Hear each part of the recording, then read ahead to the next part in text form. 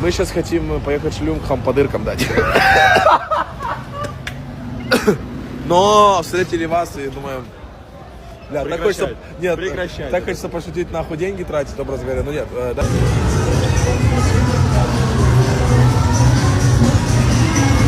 Ох, блядь! Ох, блядь! Ох, блядь!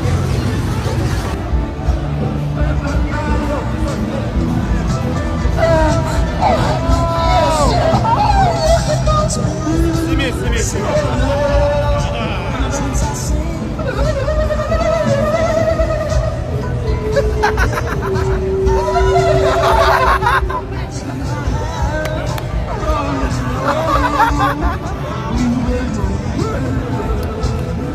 Ебать, он робит. Ай, собачка!